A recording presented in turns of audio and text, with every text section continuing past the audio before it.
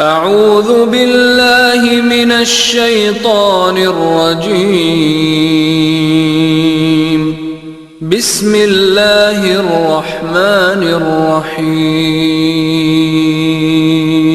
يا أيها الذين آمنوا كتب عليكم الصيام كما كتب على الذين من قبلكم لعلكم تتقون.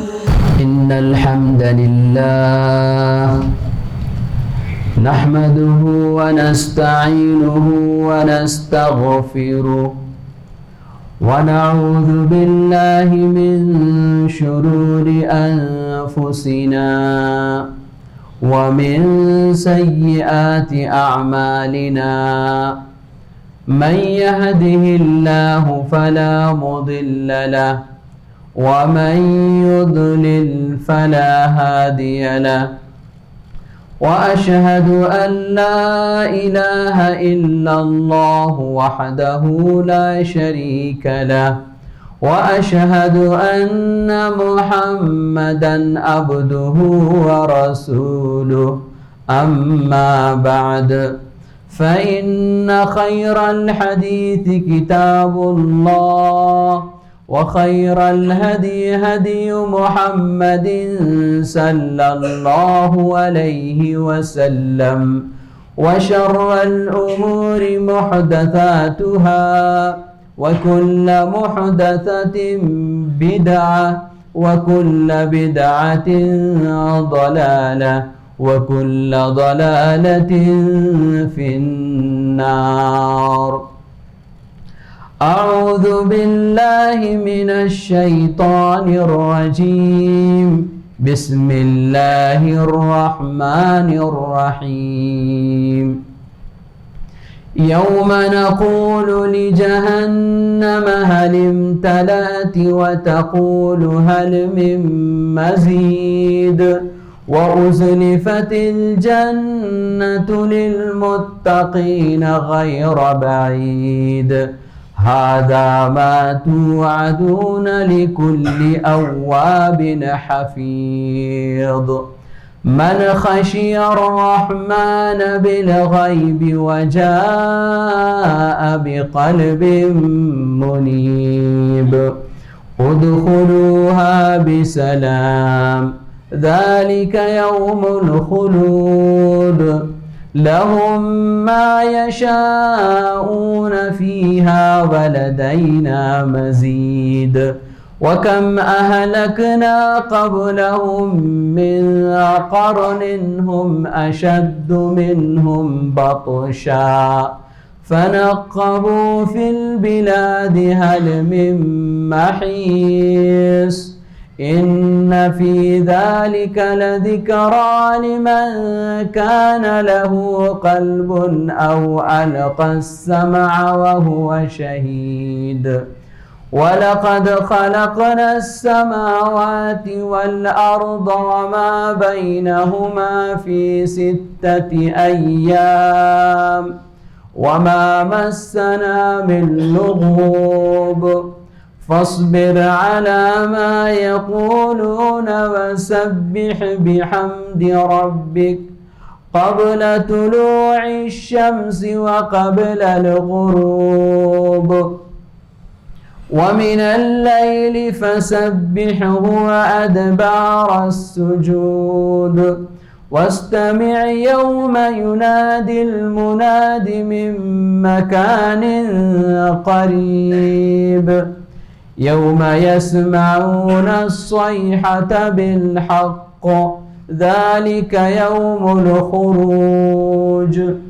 إنا نحن نحيي ونميت وإلينا المصير.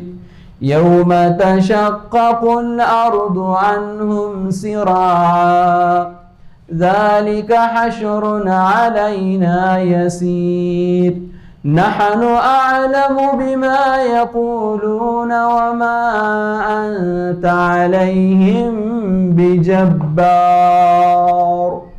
فذكر بالقرآن من يخاف وعيد.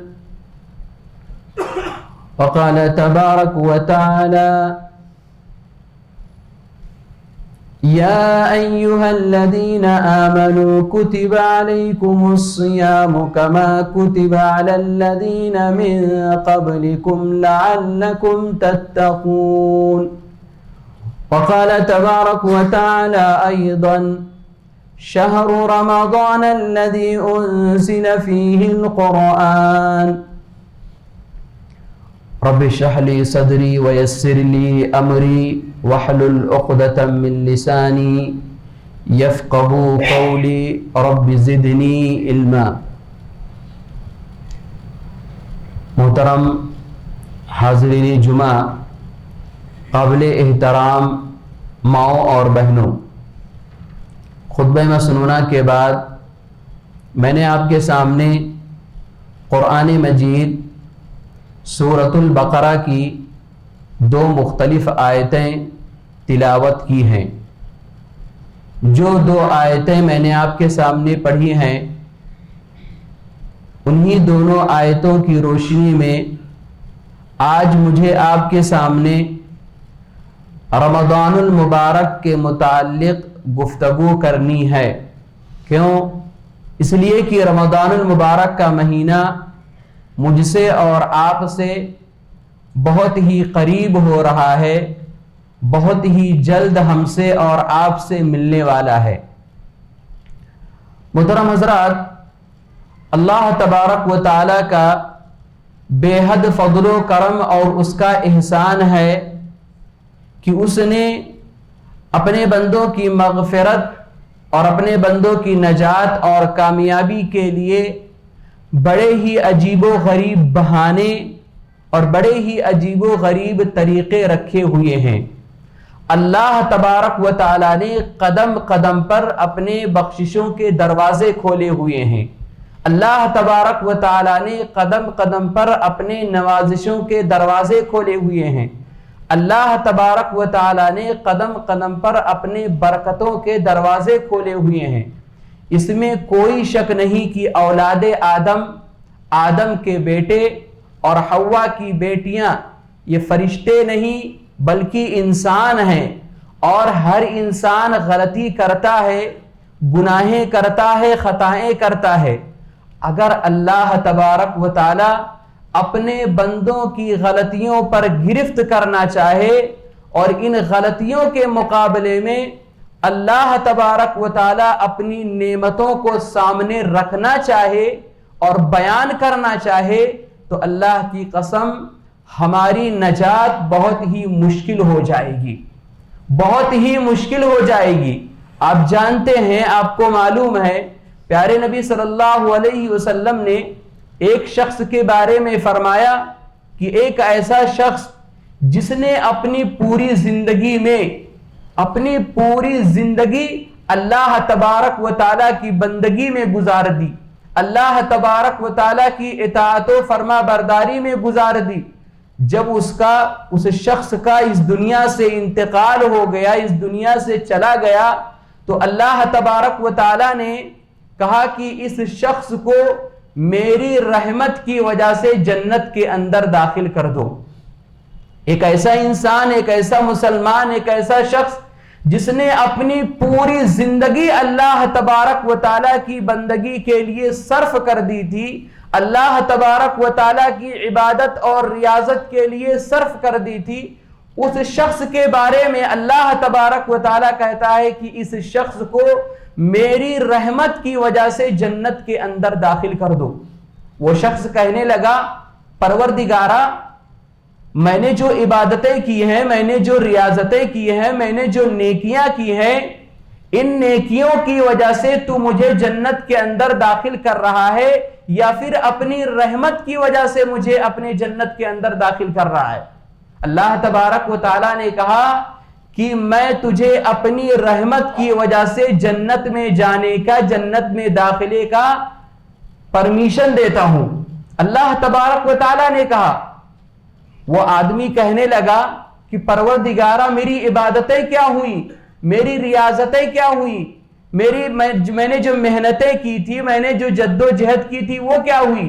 اللہ تبارک و تعالی میزان مقرر کرے گا، ترازو لگایا جائے گا، ترازو کے ایک پلڑے پر اس آدمی کی زندگی بھر کی ساری نیکیاں، زندگی بھر کی ساری عبادتیں، زندگی بھر کی ساری محنتیں، ساری جد و جہد ترازو کے ایک پلڑے میں رکھا جائے گا، اور ترازو کے دوسرے پلڑے میں اللہ تبارک و تعالیٰ کی صرف ایک نعمت، آنکھ، جو ایک بہت بڑی نعمت ہے، اس کو رکھا جائے گا۔ ترازو کے جس پلڑے پر آنکھ رکھا جائے گا وہ پلڑا بھاری ہو جائے گا، نیچے کو چلا جائے گا، اور جس پلڑے پر اس آدمی کی زندگی بھر کی عبادتیں، ریاضتیں، محنتیں، جد و جہد رکھی جائیں گی، وہ پلڑا ہلکا ہو جائے گا۔ اسی طرح سے ہم اور آپ اگر اپنے جسم کے اوپر غور کریں، اپنے بدن کے اوپر غور کریں، اور اللہ تبارک و تعالیٰ نے ہم کو یہ جو ساری نعمتیں دی ہیں، دنیا اور دنیا کی یہ جو ساری نعمتیں ہیں، اس کو آپ اپنے ایک طرف رکھ دیں، صرف اور صرف ہم اور آپ اپنے بدن کے اوپر غور کریں، اپنے جسم کے اوپر غور کریں۔ اللہ تبارک و تعالیٰ نے مجھ کو اور آپ کو یہ جسم کی، اس بدن کی جو قد و قامت کی دی ہے، اس کے اوپر صرف اور صرف غور کریں تو اللہ کی قسم ہماری نجات محال ہو جائے گی، ہم اللہ تبارک و تعالیٰ کا شکریہ بھی ادا نہیں کر پائیں گے۔ یہی وجہ ہے کہ پیارے نبی صلی اللہ علیہ وسلم نے ایک مرتبہ فرمایا کہ میں بھی اللہ تبارک و تعالیٰ کی رحمت کی وجہ سے جنت میں داخل ہوں گا۔ صحابہ کرام نے پوچھا کہ اللہ کے نبی صلی اللہ علیہ وسلم، آپ تو نبی ہیں، آپ رسول ہیں، آپ سید العرب والعجم ہیں، آپ نے بڑی بڑی نیکیاں کی ہیں، کیا آپ بھی اللہ تبارک و تعالیٰ کی رحمت کی وجہ سے جنت میں داخل ہوں گے؟ پیارے نبی صلی اللہ علیہ وسلم نے فرمایا کہ ہاں، میں بھی اللہ تبارک و تعالیٰ کی رحمت کی وجہ سے جنت میں داخل ہوں گا۔ کہنے کا مطلب یہ ہے کہ محترم بھائیو، اللہ تبارک و تعالیٰ نے قدم قدم پر رحمتیں، قدم قدم پر برکتیں، قدم قدم پر بخششیں، قدم قدم پر مغفرتوں کے دروازے میرے اور آپ کے لیے کھولے ہوئے ہیں، اور اللہ تبارک و تعالیٰ نے اپنے بندوں کی مغفرت، اپنے بندوں کی معافی کے لیے بڑے ہی عجیب و غریب بہانے، بڑے ہی عجیب و غریب ہیلے رکھے ہوئے ہیں۔ ان بہانوں میں سے، ان ہیلوں میں سے ایک بہانہ، ایک ہیلا رمضان المبارک کا مہینہ ہے۔ رمضان المبارک کا مہینہ یہ ایک مہمان ہے جو مجھ سے اور آپ سے بہت ہی جلد ملنے والا ہے۔ ہم اور آپ اس آنے والے مہینے کا استقبال کریں۔ ہم اور آپ اس آنے والے مہینے کا استقبال کیسے کریں؟ نہایت ہی خوشی اور مسرت کے ساتھ کریں، شادمانی کے ساتھ کریں، جیسے ہمارے سلف صالحین کیا کرتے تھے۔ سلف صالحین کے بارے میں آتا ہے کہ وہ رمضان المبارک کی آمد سے 6 مہینے پہلے ہی رمضان کی آمد کا انتظار شروع کر دیا کرتے تھے۔ آج ہم کو اور آپ کو رمضان کی آمد کا معلوم یا آمد کا پتہ کب معلوم ہوتا ہے؟ اس وقت ہوتا ہے جب 10-15 دن باقی رہتے ہیں، تب پتہ چلتا ہے کہ ہاں رمضان المبارک کا مہینہ آنے والا ہے۔ اور ہم میں سے بعض لوگ تو ایسے ہوتے ہیں کہ 1-2 دن باقی رہتا ہے رمضان المبارک کا مہینہ آنے میں، تب بھی انہیں خبر نہیں ہوتی ہے کہ رمضان المبارک کا مہینہ آنے والا ہے۔ حضرات صحابہ کرام اور سلف صالحین، ان کی زندگیوں کو آپ دیکھیں کہ وہ کیسے انتظار کیا کرتے تھے، کیسا ان کا ذوق تھا۔ سلف صالحین کے بارے میں آتا ہے کہ رمضان المبارک کی آمد سے 6 مہینے پہلے ہی اپنی دعاؤں میں اس دعا کو شامل کر لیا کرتے تھے، اللہم بلغنا رمضان، پروردگارہ مجھے رمضان تک پہنچا دے، پروردگارہ ہمیں رمضان تک پہنچا دے۔ کیسا شوق تھا، کیسا ذوق تھا، کیسا جذبہ تھا، کیسا انتظار تھا۔ اس لیے محترم بھائیو، یہ جو مہینہ آنے والا ہے، ہم اور آپ اس کا استقبال کریں۔ استقبال کیسے کریں؟ جذبہ بندگی کے ساتھ کریں، عبادت کے شوق کے ساتھ کریں، توبہ اور انابت اللہ کے شوق اور جذبے کے ساتھ کریں، اور اس عہد کے ساتھ کریں کہ ہم پورا مہینہ اللہ تبارک و تعالیٰ کی عبادت و بندگی میں گزاریں گے۔ محترم حضرات، آئیے دیکھتے ہیں مختصر طور پر کہ رمضان المبارک کے مہینے کی کیا خصوصیت ہے، آخر وہ کون سی باتیں ہیں کہ جن باتوں کی بنا پر رمضان المبارک کے مہینے کو دیگر مہینوں پر فضیلت حاصل ہے۔ تو جب ہم قرآن مجید، احادیث رسول کا مطالعہ کرتے ہیں، پڑھتے ہیں، تو ہمیں یہ بات سمجھ میں آتی ہے کہ رمضان المبارک کی کئی ایک خصوصیات ہیں، متعدد خصوصیات ہیں کہ جن کی بنا پر رمضان المبارک کے مہینے کو دیگر مہینوں پر فضیلت حاصل ہے۔ آپ دیکھیں، ماہ رمضان المبارک کی سب سے پہلی خصوصیت یہ ہے کہ اللہ تبارک و تعالیٰ نے رمضان المبارک کے مہینے کے اندر قرآن مجید کو نازل فرمایا۔ شہر رمضان الذی انزل فیہ القرآن، رمضان المبارک کا مہینہ وہ مہینہ ہے جس کے اندر اللہ تبارک و تعالیٰ نے قرآن مجید کو نازل فرمایا ہے۔ اور اس مہینے کی جو سب سے افضل رات ہے لیلۃ القدر، اس لیلۃ القدر، اس شب قدر میں اللہ تبارک و تعالیٰ نے قرآن مجید کو نازل فرمایا۔ انا انزلناہ فی لیلۃ القدر، ہم نے اسے یعنی قرآن مجید کو لیلۃ القدر میں، شب قدر میں نازل فرمایا۔ تو سب سے پہلی خصوصیت یہ ہے کہ اللہ تبارک و تعالیٰ نے اس مہینے کے اندر، آنے والے مہینے کے اندر قرآن مجید کا نزول فرمایا، اور اس مہینے کی جو سب سے افضل رات ہے لیلۃ القدر، اس رات کے اندر اللہ تبارک و تعالیٰ نے قرآن مجید کو نازل فرمایا۔ دوسری خصوصیت، ماہ رمضان کی دوسری خصوصیت یہ ہے کہ رمضان المبارک کے مہینے میں اللہ تبارک و تعالیٰ اپنے بہت سارے بندوں کو جہنم سے آزادی نصیب فرماتا ہے۔ کتنی بڑی بات ہے، کتنی بڑی فضیلت کی بات ہے۔ حضرت جابر رضی اللہ تعالیٰ عنہ راوی حدیث ہیں، فرماتے ہیں کہ پیارے نبی صلی اللہ علیہ وسلم نے فرمایا کہ اللہ تبارک و تعالی ہر افطاری کے وقت اپنے بہت سارے بندوں کو جہنم سے آزادی نصیب کرتا ہے، اور ایسا ہر رات کرتا ہے۔ اور دوسری روایت سے یہ بھی پتہ چلتا ہے کہ اللہ تبارک و تعالی رمضان المبارک میں دن اور رات میں اپنے بہت سارے بندوں کو جہنم سے آزادی نصیب کرتا ہے، اور ہر مسلمان کی ہر دن میں، ہر رات میں، ہر مسلمان کی ایک دعا قبول کی جاتی ہے۔ کتنی بڑی بات ہے۔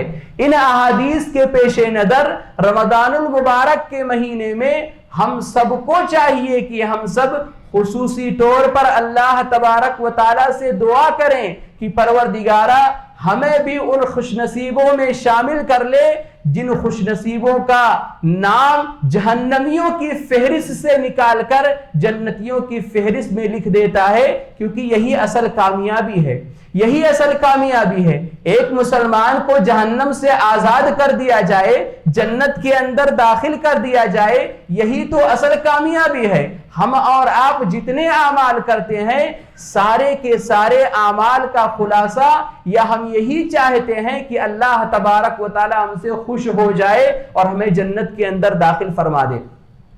تیسری خصوصیت، ماہ رمضان کی تیسری خصوصیت یہ ہے کہ اللہ تبارک و تعالی رمضان المبارک کے مہینے میں سرکش شیطانوں کو جکڑ دیتا ہے۔ پیارے نبی صلی اللہ علیہ وسلم نے فرمایا اذا كان اول ليلة من شهر رمضان صفدت الشياطين ومردت الجن۔ اللہ کے نبی صلی اللہ علیہ وسلم نے فرمایا کہ جب ماہ رمضان شروع ہوتا ہے، ماہ رمضان کی پہلی رات آتی ہے، جیسے ہی رمضان کا چاند دکھتا ہے، اللہ تبارک و تعالی سرکش شیطانوں کو اور جنوں کو اللہ تبارک و تعالی جکڑ دیتا ہے۔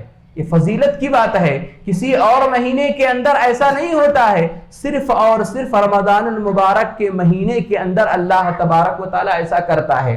اسی طرح سے ایک اور خصوصیت یہ ہے کہ رمضان المبارک کے مہینے کے اندر جہنم کے دروازوں کو بند کر دیا جاتا ہے. پیارے نبی صلی اللہ علیہ وسلم نے فرمایا وَغُلِّقَتْ أَبْوَابُ النَّارِ فَلَمْ يَفْتَحْ مِنْهَا. اللہ کے نبی صلی اللہ علیہ وسلم نے فرمایا کہ جیسے ہی ماہ رمضان شروع ہوتا ہے تو اللہ تبارک و تعالی جہنم کے سارے دروازوں کو بند کر دیتا ہے اور کوئی بھی دروازہ کھلا نہیں چھوڑا جاتا ہے. کسی اور مہینے کو یہ فضیلت حاصل نہیں ہے. ایک اور خصوصیت یہ بھی ہے کہ اللہ تبارک و تعالی رمضان المبارک کے مہینے میں جنت کے سارے دروازوں کو کھول دیتا ہے. پیارے نبی صلی اللہ علیہ وسلم نے فرمایا وَفُتِحَتْ أَبْوَابُ الْجَنَّةِ فَلَمْ يُغْلَقْ مِنْهَا. اللہ کے نبی صلی اللہ علیہ وسلم نے فرمایا کہ جیسے ہی رمضان المبارک کے مہینے کی پہلی رات آتی ہے, جیسے ہی مغرب کی اذان ہوتی ہے رمضان المبارک کے مہینے کی, ویسے ہی اللہ تبارک و تعالی جنت کے سارے دروازوں کو کھول دیتا ہے اور کوئی بھی دروازہ اس کا بند نہیں کیا جاتا ہے. اسی طرح سے ایک اور خصوصیت یہ ہے کہ اس مہینے کے اندر ایک ایسی رات آتی ہے کہ جو رات 1000 مہینوں سے بہتر ہے. لیلۃ القدر خیر من 1000 شہر.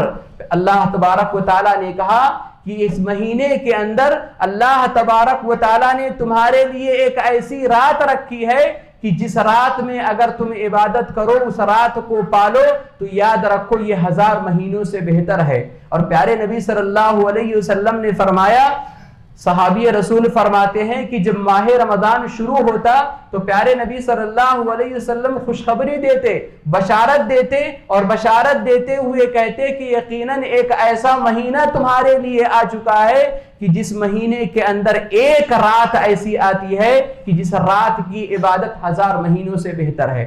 اسی طرح سے ایک اور خصوصیت یہ بھی ہے کہ رمضان المبارک کے مہینے میں اگر کوئی انسان, کوئی مسلمان عمرہ کرتا ہے تو یہ حج کے برابر ہوتا ہے. پیارے نبی صلی اللہ علیہ وسلم نے ایک انصاری خاتون سے فرمایا کہ رمضان کا مہینہ آئے تو اس میں تم عمرہ کر لینا, اس لیے کہ رمضان کے مہینے میں عمرہ کرنا یہ حج کے برابر ہوتا ہے. اور ایک دوسری روایت سے پتہ چلتا ہے کہ پیارے نبی صلی اللہ علیہ وسلم نے ایک انصاری خاتون سے پوچھا کہ تم نے ہمارے ساتھ میں حج کیوں نہیں کیا؟ تو اس خاتون نے, اس انصاری خاتون نے کہا اللہ کے نبی صلی اللہ علیہ وسلم میرے پاس سواری نہیں تھی. اس نے سواری کا عذر پیش کیا تو پیارے نبی صلی اللہ علیہ وسلم نے فرمایا کہ جب رمضان کا مہینہ آئے تو تم اس میں عمرہ کر لینا, اور رمضان کے مہینے میں عمرہ کرنا یہ گویا کہ ایسے ہی ہے جیسے کہ تم میرے ساتھ میں حج کر رہے ہو. تو یہ بہت بڑی فضیلت کی بات ہے, یہ بہت بڑی خصوصیت کی بات ہے. محترم حضرات, اب آئیے دیکھتے ہیں کہ رمضان المبارک کے مہینے کے اندر ہم کو اور آپ کو کیا کیا اعمال کرنی چاہیے. اسلامی شریعت نے خصوصیت کے ساتھ ہم کو اور آپ کو کن کن اعمال کی طرف توجہ دلائی ہے تاکہ ہم اور آپ اس کو خصوصیت کے ساتھ کریں. تو اگر آپ قرآن مجید پڑھیں, آپ احادیث رسول پڑھیں, تو آپ کو پتا چلے گا کہ اس مہینے کی سب سے پہلی اور سب سے عظیم عبادت روزہ ہے. روزہ یہ اللہ تبارک و تعالی نے ہر مرد و عورت, ہر مکلف مرد و عورت پر فرض قرار دیا ہے. اللہ تبارک و تعالی نے کہا یا ایھا الذین آمنوا کتب علیکم الصیام کما کتب علی الذین من قبلکم لعلکم تتقون. اے ایمان والو, تم پر روزے ویسے ہی فرض کیے گئے ہیں جیسے کہ تم سے پہلے پچھلی امتوں کے اوپر فرض کیے گئے تھے. لعلکم تتقون, اور فرض کرنے کا مقصد کیا ہے؟ روزہ فرض کرنے کا مقصد یہ ہے کہ تاکہ تم تقوی کی راہ اختیار کرو, اللہ تبارک و تعالی سے ڈرو. دیکھو, روزے کی یہ جو عبادت ہے یہ صرف اس امت کی عبادت نہیں ہے, بلکہ اس امت سے پہلے اللہ تبارک و تعالی نے دوسرے اور امتوں کے اوپر روزے فرض قرار دیے تھے۔ ہاں یہ اور بات ہے کہ ان کا جو روزہ ہوتا تھا وہ الگ ہوتا تھا۔ آپ جانتے ہیں کہ بنو اسرائیل کے اندر خاموشی کا روزہ ہوتا تھا۔ آپ کو معلوم ہے حضرت مریم علیہ السلام نے خاموشی کا روزہ رکھا تھا۔ اس سے یہ پتہ چلتا ہے کہ ہم سے پہلے جن امتوں کو روزہ رکھنے کا حکم دیا گیا تھا وہ طریقہ مختلف تھا۔ روزہ فرض تو تھا لیکن طریقہ مختلف تھا۔ آپ جانتے ہیں حضرت عیسیٰ علیہ السلام کی معجزانہ طور پر ولادت ہوئی، بغیر باپ کے پیدا ہوئے، حضرت مریم کے بطن سے پیدا ہوئے۔ انہوں نے کہا کہ میری قوم کے لوگ کیا کہیں گے؟ اللہ تبارک و تعالیٰ نے انہیں حکم دیا کہ آج تم روزہ رکھ لو، اور لوگ کچھ تمہیں کہیں گے تو تم کہنا کہ میں نے رحمان کے لیے میں نے روزہ رکھا ہے، خاموشی کا روزہ رکھا ہے، صبح سے لے کر شام تک میں کسی سے بات کرنے والی نہیں ہوں۔ تو اس امت کا یا اس قوم کا روزہ خاموشی کا روزہ تھا، اور ہماری اس امت کا جو روزہ ہے صبح سے لے کر کے شام تک کھانے پینے سے دور رہنا اور گناہ اور معصیتوں سے دور رہیں، گناہ اور معصیتوں سے دور رہیں۔ اس لیے محترم بھائیوں، رمضان المبارک کا مہینہ مجھ سے اور آپ سے بہت ہی قریب ہونے والا ہے۔ ہم اور آپ اس عبادت کا خاص طور پر اہتمام کریں، روزے کا اہتمام کریں۔ آج بڑے افسوس کے ساتھ کہنا پڑتا ہے کہ ہم میں سے بہت سارے لوگ ایسے ہوتے ہیں جو صحت مند ہوتے ہیں، توانا ہوتے ہیں، اللہ تبارک و تعالیٰ نے انہیں طاقت دی ہے، قوت دی ہے، لیکن وہ روزہ نہیں رکھتے ہیں۔ یاد رکھو، جن کو اللہ تبارک و تعالیٰ نے صحت دی ہے، تندرستی دی ہے، طاقت دی ہے، قوت دی ہے، ایسے لوگ بغیر کسی شرعی عذر کے اگر وہ روزہ چھوڑتے ہیں تو یہ بہت بڑا کبیرہ گناہ ہے، اور اس کا انجام بڑا ہی بھیانک ہونے والا ہے۔ آپ جانتے ہیں حضرت عمر فاروق رضی اللہ تعالی عنہ نے رمضان المبارک کے مہینے کے اندر ایک شخص کو دیکھا کہ وہ شراب پی رہا ہے، دن میں شراب پی رہا ہے، راستے میں چل رہا ہے، راستے میں دیکھا، راستے میں ہی کوڑا نکالا اور کوڑا نکال کر کے اس شخص کے اوپر کوڑے برسائے حضرت عمر فاروق رضی اللہ تعالی عنہ نے، اور کہا کہ تمہیں شرم نہیں آتی ہے؟ تم اتنے بڑے ہو گئے ہو، ہٹے کٹے ہو، تندرست ہو، توانا ہو، اور تم شراب پی رہے ہو؟ کوڑا لگایا اور کہا کہ حال یہ ہے کہ مدینے کے سارے معصوم بچے روزے رکھے ہوئے ہیں اور تم اتنے بڑے ہو کر کے روزہ توڑ رہے ہو۔ تو کہنا یہ ہے کہ بہت بڑا کبیرہ گناہ ہے، اور آپ نے وہ حدیث بارہا سنی ہے۔ حضرت ابو امامہ الباہلی رضی اللہ تعالیٰ عنہ بیان فرماتے ہیں، یہ کہتے ہیں کہ میں نے اللہ کے نبی صلی اللہ علیہ وسلم کو یہ فرماتے ہوئے سنا کہ میں نے خواب دیکھا، پیارے نبی صلی اللہ علیہ وسلم نے خواب دیکھا کہ دو لوگ آئے اور آ کر کے پیارے نبی صلی اللہ علیہ وسلم کو دونوں بازوؤں سے پکڑ کر کے اٹھایا، اور اٹھا کر کے ایک دشوار پہاڑی کی طرف لے کر کے گئے جہاں چڑھائی کرنا تھا۔ پیارے نبی صلی اللہ علیہ وسلم سے ان دونوں لوگوں نے کہا کہ آپ چڑھیے۔ پیارے نبی صلی اللہ علیہ وسلم نے کہا کہ میں چڑھ نہیں سکتا ہوں۔ ان لوگوں نے کہا کہ آپ چڑھنے کی کوشش کریں، ہم آپ کے لیے اسے آسان بنا دیں گے۔ پیارے نبی صلی اللہ علیہ وسلم فرماتے ہیں کہ جب میں پہاڑ کی چوٹی پر پہنچ گیا تو چیخو آواز، جو آواز تھی بہت زیادہ آواز تھی، لوگ چیخ رہے تھے، رو رہے تھے، چلا رہے تھے۔ میں نے ان دونوں آدمیوں سے پوچھا کہ آخر یہ کیسی چیخ و پکار ہے، یہ کون لوگ ہیں؟ بتایا گیا کہ یہ جہنمیوں کی آواز ہے۔ پیارے نبی صلی اللہ علیہ وسلم فرماتے ہیں کہ جب میں اور آگے گیا تو کیا دیکھتا ہوں کہ کچھ لوگوں کو الٹا لٹکایا گیا ہے، اور ان کی جو باچیں ہیں یہ باچیں بالکل چیر دی گئی ہیں اور اس میں سے خون بہ رہا ہے۔ پیارے نبی صلی اللہ علیہ وسلم نے ان سے دریافت کیا کہ یہ کون لوگ ہیں؟ بتایا گیا کہ یہ وہ لوگ ہیں جو رمضان المبارک کے مہینے کے اندر روزہ خوری کرتے تھے، روزہ نہیں رکھا کرتے تھے، صحت مند ہوتے ہوئے، توانا ہوتے ہوئے، طاقت اور قوت ہوتے ہوئے یہ روزہ خوری کیا کرتے تھے۔ یہ ان کی سزا ہے۔ اس لیے محترم بھائیوں، ابھی سے آپ اپنا ذہن بنائیں، کہ رمضان المبارک کا مہینہ آنے والا ہے، اس مہینے کے اندر ہم 29-30 روزے مکمل طور پر رکھیں گے۔ بہت ہی افسوس کی بات ہوتی ہے کہ ہمارے نوجوان، ہمارے ہٹے کھٹے بھائی روزہ نہیں رکھتے ہیں اور دیکھا جاتا ہے کھاتے ہوئے دکھتے ہیں۔ محترم حضرات، روزہ کا معنی کیا ہے؟ کیا روزہ کا مطلب یہ ہے کہ ہم اور آپ صبح سے لے کر شام تک بھوکے پیاسے رہیں، نماز نہ پڑھیں، غیبت کرنا نہ چھوڑیں، چغل خوری کرنا نہ چھوڑیں؟ یاد رکھو یہ روزہ نہیں ہے۔ پیارے نبی صلی اللہ علیہ وسلم نے فرمایا کہ جو شخص روزہ رکھ کر کے جھوٹ بولنا نہ چھوڑے، جھوٹ بولنا نہ چھوڑے، جھوٹ پر عمل کرنا نہ چھوڑے، ایسے شخص کے روزے کی اللہ تبارک و تعالیٰ کو کوئی ضرورت نہیں ہے۔ روزہ صرف بھوکے اور پیاسے کا نام نہیں ہے، روزہ پوری پابندی کا نام ہے۔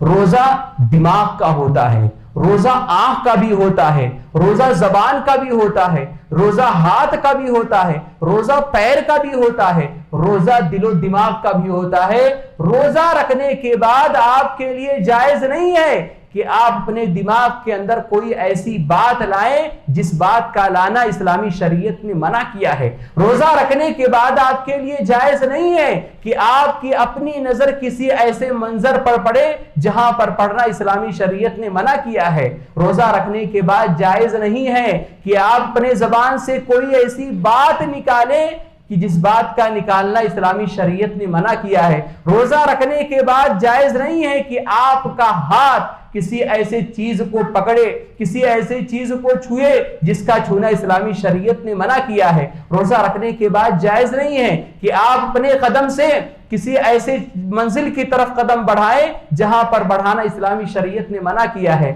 اس لیے محترم بھائیوں، جسم سے بڑھ کر روح کا روزہ ہوتا ہے۔ جی ہاں، جسم سے بڑھ کر روح کا روزہ ہوتا ہے۔ ہم کو اور آپ کو چاہیے کہ جہاں ہم جسم کا روزہ رکھتے ہیں وہیں ہم اور آپ روح کا بھی روزہ رکھیں، ہمارے جو اعضاء ہیں ان کا بھی روزہ رکھیں، اور اسلامی شریعت نے اسی کو تقوی سے تعبیر کیا ہے، لعلکم تتقون۔ روزہ اسی لیے فرض کیے گئے ہیں تاکہ تم اللہ تبارک و تعالیٰ سے ڈرو، اللہ تبارک و تعالیٰ کی خشیت آپ کے دل کے اندر آئے، اللہ تبارک و تعالیٰ کا ڈر آپ کے دل کے اندر آئے۔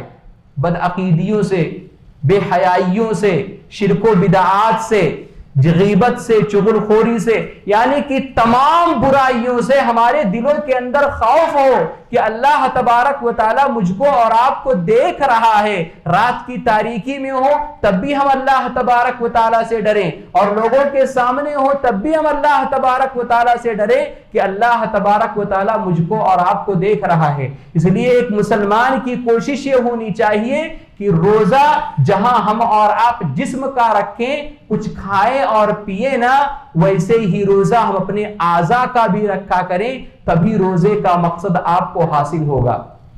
اور روزے کی فضیلت کے بارے میں اگر ہم اور آپ بات کریں تو اللہ تبارک و تعالیٰ نے روزہ رکھنے والوں کے لیے مغفرت اور اجر عظیم کا وعدہ کیا ہے۔ پیارے نبی صلی اللہ علیہ وسلم نے فرمایا، من صام رمضان ایمانا و احتسابا غفر له ما تقدم من ذنبه۔ جو شخص، جو انسان، جو مسلمان ایمان و یقین کے ساتھ اجر و ثواب کی نیت سے، اجر و ثواب کی نیت سے رمضان المبارک کے مہینے کے مکمل روزے رکھے تو اللہ تبارک و تعالی اس کے پچھلے سابقہ گناہ معاف کر دیتے ہیں۔ کتنی بڑی فضیلت کی بات ہے۔ اس لیے ایک مسلمان کو چاہیے کہ ایک مسلمان کے لیے یہ بڑا ہی اچھا آفر ہے۔ ہم نے جو گناہ کیے ہیں اللہ تبارک و تعالی اس روزہ کے رکھنے کی وجہ سے ہمارے گناہوں کو معاف فرما دے گا۔ اور روزہ ایسی چیز ہے، روزہ ایسی چیز ہے کہ اس کا اجر و ثواب اللہ تبارک و تعالی نے متعین نہیں کیا ہے، جبکہ آپ جانتے ہیں کہ نماز کا اجر و ثواب متعین ہے، حج کا اجر و ثواب متعین ہے، صدقات و خیرات آپ کرتے ہیں اس کا اجر و ثواب متعین ہے، اس کے علاوہ اور بھی بہت ساری نیکیاں آپ کرتے ہیں اس کا اجر و ثواب متعین ہے۔ لیکن روزہ ایک ایسی چیز ہے کہ اس کا اجر و ثواب اللہ تبارک و تعالیٰ نے متعین نہیں کیا ہے کیوں؟ اس لیے کہ اللہ تبارک و تعالیٰ نے کہا کہ بندہ روزہ میرے لیے رکھتا ہے اور میں ہی اس کا بدلہ دوں گا۔ اللہ تبارک و تعالیٰ جب دینے پر آئے گا تو اس کے کیا کہنے ہیں؟ اس لیے محترم بھائیوں، روزے کی ان فضیلتوں کو ہم اور آپ اپنے ذہن کے اندر بٹھائیں اور اس کو نہایت ہی اہتمام کے ساتھ رکھنے کی کوشش کیا کریں۔ اسی طرح سے محترم بھائیوں، اس مہینے کے اندر، آنے والے مہینے کے اندر دوسری عبادت جس کا ہم کو اور آپ کو خاص طور سے خیال رکھنا ہے وہ ہے قیام اللیل، تراویح کی نماز، تہجد کی نماز۔ پیارے نبی صلی اللہ علیہ وسلم نے فرمایا من قام رمضان ایمانا و احتسابا غفر له ما تقدم من ذنبه۔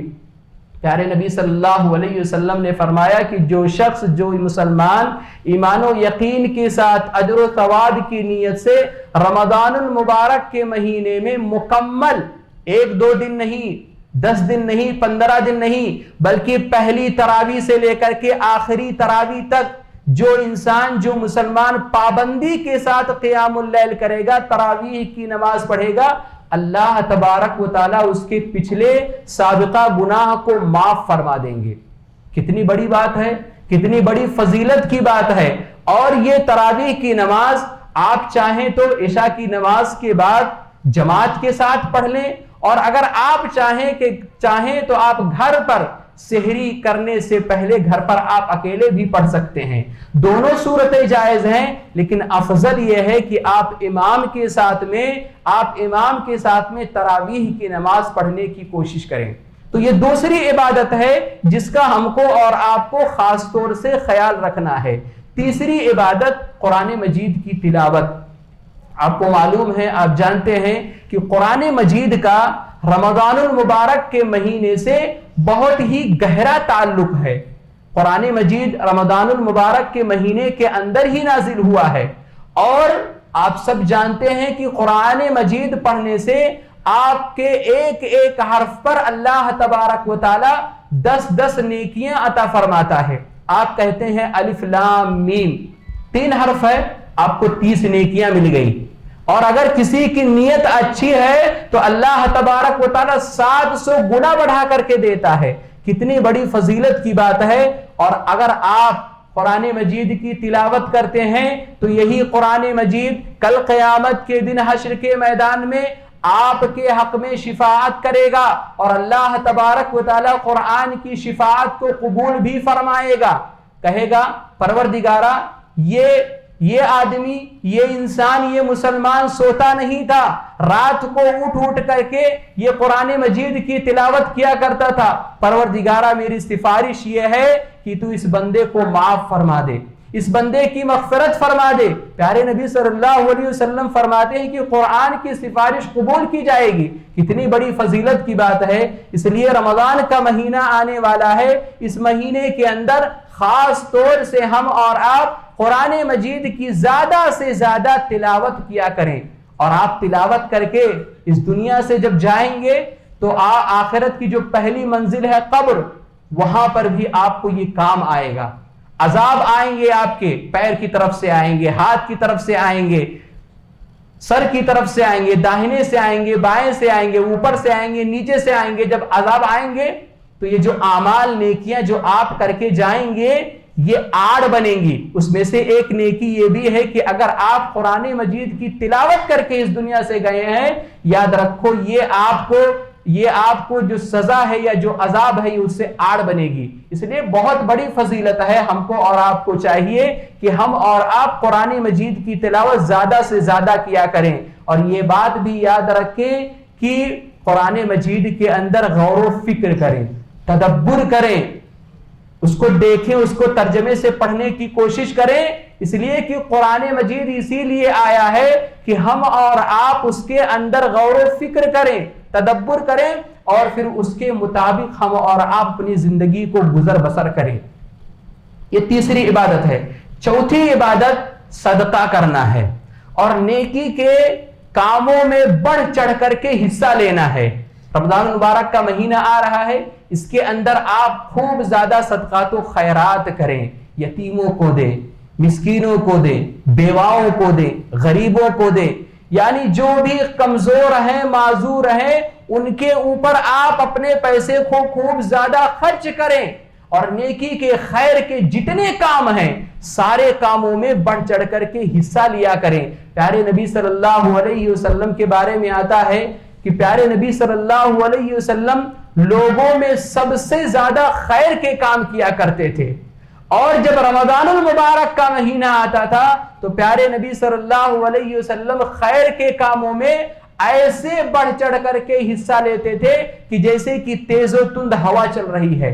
یعنی اللہ کے نبی صلی اللہ علیہ وسلم خیر کے کاموں میں، صدقات و خیرات میں، نیکیوں کے جتنے کام ہوتے ہیں سارے کاموں میں اللہ کے نبی صلی اللہ علیہ وسلم بہت جلدی کیا کرتے تھے۔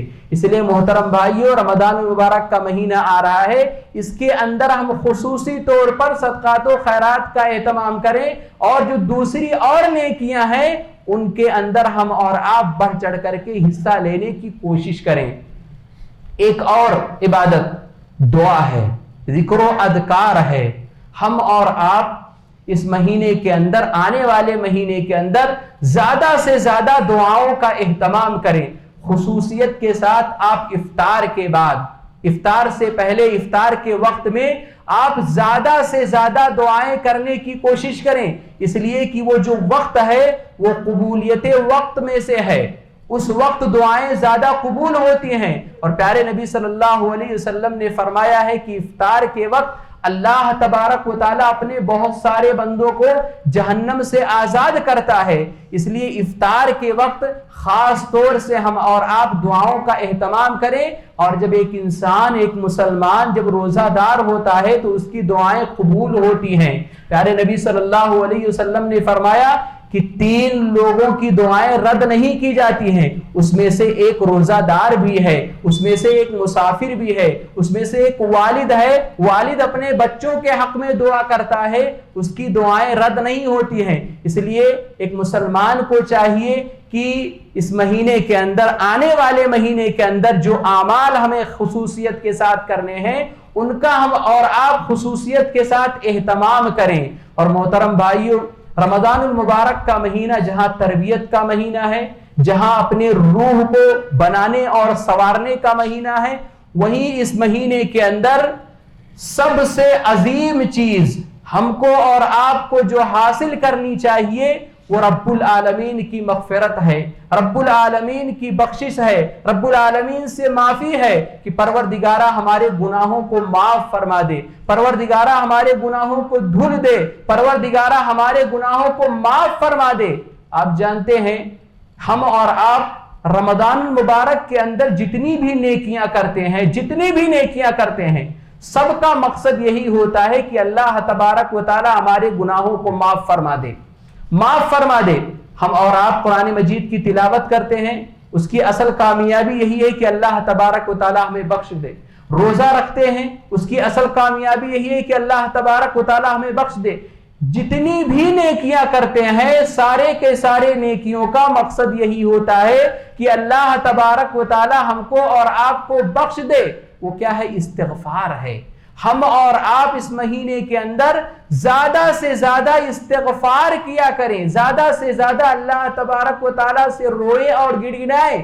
تبھی تو ام المومنین مائی عائشہ صدیقہ رضی اللہ تعالی عنہا نے پیارے نبی صلی اللہ علیہ وسلم سے دریافت کیا کہ اللہ کے نبی صلی اللہ علیہ وسلم، اگر میں لیلۃ القدر کو پالوں، شب قدر کو پالوں، تو اللہ کے نبی صلی اللہ علیہ وسلم اللہ تبارک و تعالیٰ سے کیا دعا مانگوں؟ بہت ساری دعائیں ہو سکتی تھی، پیارے نبی صلی اللہ علیہ وسلم بہت ساری دعائیں بتلا سکتے تھے، لیکن پیارے نبی صلی اللہ علیہ وسلم کیا کہتے ہیں کہ عائشہ، لیلۃ القدر میں، رمضان المبارک کے مہینے میں اگر کوئی چیز اللہ تبارک و تعالیٰ سے مانگنے والی چیز ہے تو وہ رب العالمین کی مغفرت ہے، وہ رب العالمین کی بخشش ہے۔ اللہم انک عفو تحب العفو فاعف عنی۔ پیارے نبی صلی اللہ علیہ وسلم نے یہ دعا سکھلائی اور یہ دعا استغفار پر مشتمل ہے۔ اس حدیث سے آپ اندازہ کر سکتے ہیں کہ رمضان کا اور استغفار کا کتنا گہرا تعلق ہے۔ اور یہ استغفار ایسی چیز ہے کہ انبیاء علیہم الصلاۃ والسلام ہمیشہ اس کے جستجو میں رہا کرتے تھے، ہمیشہ اس کے جستجو میں، اس کے تلاش میں رہا کرتے تھے۔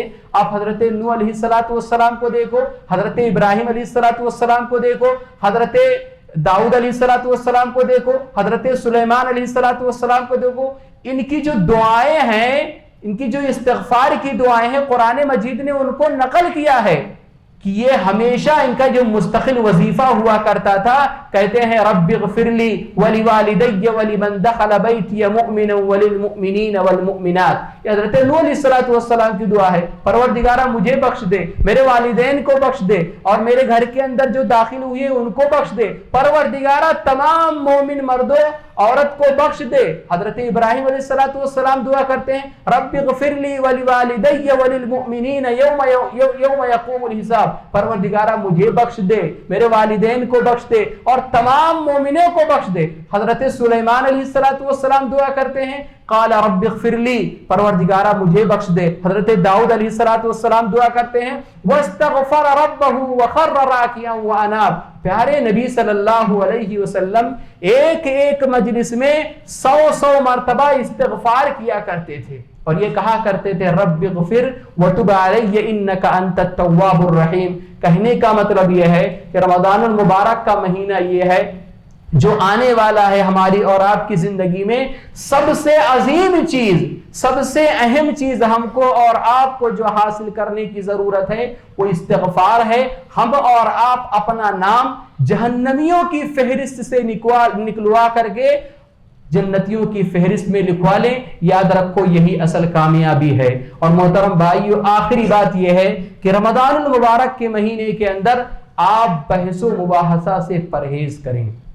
یاد رکھو شیطان ہمارے بہت سارے نوجوانوں کو اس ناحیت سے بگاڑ کر کے رکھ دیتا ہے، پورا سال جس مسئلے پر گفتگو نہیں کرتے ہیں اس مسئلے پر رمضان المبارک کے مہینے کے اندر وہ خصوصیت کے ساتھ گفتگو کرتے ہیں، بحث و مباحثہ کرتے ہیں۔